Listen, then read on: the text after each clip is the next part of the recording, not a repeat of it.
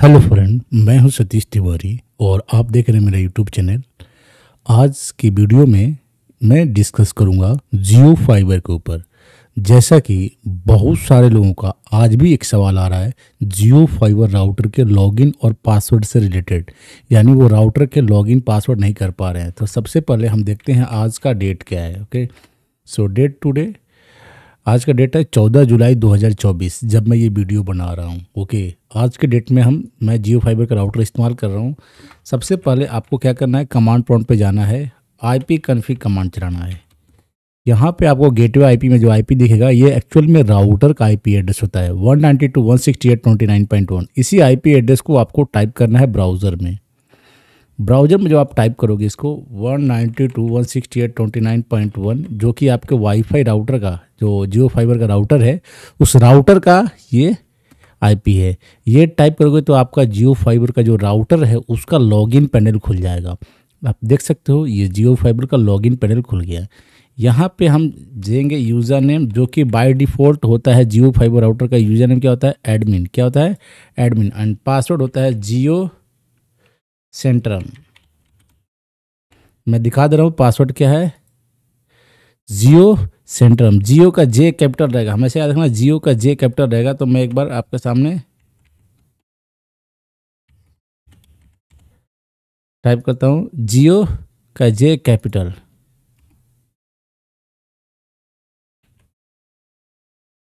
देख लेता हूँ जियो, ठीक है, और सेंट्रम, जियो सेंट्रम। अब लॉगिन करते हैं और देखते हैं लॉगिन होता है या नहीं।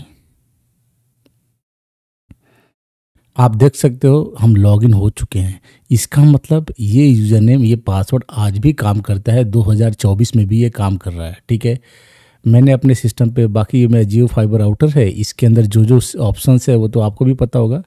ठीक है, अगर आप लॉगिन किए होंगे तो आपको पता होगा, नहीं पता है तो आप देख सकते हो यहाँ पे ये डिवाइस स्टेटस होता है, ये वॉइस ओवर आईपी, क्योंकि इसमें वॉइस ओवर आईपी यानी कॉलिंग का भी फैसिलिटी है। टेलीफोन के साथ लैंडलाइन कॉलिंग कर सकते हो, फ्री मिलता है आपको। लैन कनेक्शन में जो आईपी मिला हुआ है उसको दिया हुआ है, वैन कनेक्शन में जो आईपी एड्रेस देगा वो दिया हुआ है, और यहाँ पे पब्लिक आईपी डिस्प्ले करेगा 10.24.32.239। ठीक है, और इसमें आप और देखना चाहो तो स्टेटस में आप डिवाइस का स्टेटस देख सकते हो, लैन के थ्रू कितने लोग कनेक्टेड है, लैन क्लाइंट्स उसको देख सकते हो, वैन क्लाइंट्स भी देख सकते हो, वैन के थ्रू कितने लोग कनेक्टेड है उनका भी, और सबको क्या आईपी एड्रेस मिला वो भी देख सकते हो। जब डब्ल्यू लैन क्लाइंट में जाओगे यानी वायरलेस लैन क्लाइंट्स में, तो आपको वाईफाई के थ्रू कितने लोग कनेक्टेड हैं, कब कनेक्टेड थे, ठीक है, उनका मैक एड्रेस, डिवाइस का सब कुछ यहाँ पे नोटेड आ जाएगा। आते हैं नेटवर्क के अंदर। नेटवर्क के अंदर आओगे तो आपको लैन नेटवर्क मिलता है, वायरलेस नेटवर्क मिलता है, और राउटिंग तब होती है जब आप अपने नेटवर्क से दूसरे नेटवर्क में जाना चाहो तो राउटिंग की ज़रूरत पड़ती है। ये हमारा रहा। हमारा नेटवर्क में आप क्या देख रहे हो कि हमारा डीएचसीपी का कॉन्फ़िगरेशन किया हुआ है। आईपी एड्रेस जो हमारा सिस्टम का राउटर का दिया 192.168.29.1 दिया हुआ है, बाय डिफ़ॉल्ट ये आईपी हमारा है। डीएचसीपी सर्वर हमारा कहाँ से कहाँ तक आईपी देगा, 2 से लेकर 254 तक। इसमें आप 2-3 चीज़ें कर सकते हो। जैसे आपके घर में मान लो 4 ही सिस्टम है जिसको कनेक्ट करना चाहते हो, तो आपको सिर्फ 4 ही आईपी चाहिए, तो आप यहाँ से सेट कर दो 192.168.29.2 29.6, यानी 29.2, 29.3, 29.4, 29.5, 29.6। ठीक है, तो आपको उतना ही आईपी मिलेगा, उसके अलावा आपको कोई आईपी मिलेगा ही नहीं। ठीक है, उसके अलावा कोई और आईपी आपको मिलेगा ही नहीं। यानी ये राउटर, ये वाईफाई राउटर किसी और को भी कोई कनेक्ट होना चाहे तो उससे ज़्यादा, एक बार डिवाइसेस कनेक्ट हो गए 6 आईपी तक, तो 29.2 से 29.6 तक ये आईपी एड्रेस मिल गया सारे डिवाइसेस को। ठीक है, तो उसके बाद कोई कनेक्ट होना भी चाहे तो वो कनेक्ट नहीं हो सकता, चाहे उसको वाईफाई का पासवर्ड पता ही क्यों ना हो। तो ये सेटअप भी आप कर सकते हो, ये काफ़ी सिक्योर है। अगर ये सिक्योरिटी कर लेते हो तो इसके बाद अगर आपका वाईफाई का पासवर्ड कोई हैक भी करता है तो नहीं कर पाएगा। ठीक है, वो यूज़ नहीं कर पाएगा। पासवर्ड आप डाल दो बाहर में फिर भी वो कनेक्ट नहीं हो पाएगा जब तक आपके डिवाइसेस कनेक्टेड हैं। चलते हैं, ये हो गया ऑप्शन हमारा। चलते हैं सिक्योरिटी में। सिक्योरिटी में आते हैं तो फायरवॉल का ऑप्शन आपको दिखेगा। यहाँ पे आपको फायरवॉल दिखेगा। हमेशा बाय डिफ़ॉल्ट हम लोग डिफ़ॉल्ट पॉलिसी क्या रख रखा है, ऑलवेज अलाउ, मतलब जो भी वेबसाइट वगैरह सबको अलाउ कर रखा है हमने फायरवॉल में, ये कर रखा है। कंटेंट फिल्टरिंग में जाओगे आप तो अच्छा, इसमें आप और भी फायरवॉल ऑन कर सकते हो। कंटेंट फिल्टरिंग क्या है, ऑफ है। ऑन कर दोगे तो इसमें आप कुछ कंटेंट को चाहते हो जो नहीं आए तो आप उसको फिल्टर कर सकते हो। ठीक है, ये ऑप्शन आपके पास है। VPN pass through attack checks है। अटैक चेक्स क्या होता है, आपके सिस्टम पे, आपके वाईफाई राउटर पे कोई अटैक होगा तो जैसे स्मॉर्फ अटैक होता है, एक तरह का ये डीडोस अटैक होता है, ping of death attack, regular attack, DNS amplification attack. तो इस तरह का अटैक को रोकने के लिए बनाया गया है, इसको ऑन कर रखा हमने, ठीक है। तो इसको ऑटो स्टॉप कर देगा। अच्छा, रिस्पॉन्ड टू पिंग ऑन वैन पोर्ट, इसको हमने ऑफ कर रखा है क्योंकि बहुत सारे, मैं खुद भी पिंग करता हूँ अपने आईपीज को टेस्ट करने के लिए कि भाई हमारा सिस्टम कौन से सिस्टम किस सिस्टम के साथ कम्युनिकेट कर रहा है। तो हमने पिंग वाले को ऑन कर रखा है, इसको प्रोटेक्ट नहीं किया है। आपको भी इसको प्रोटेक्ट नहीं करना, आपको भी ये 4 ऑप्शन ही ऑन रखने हैं।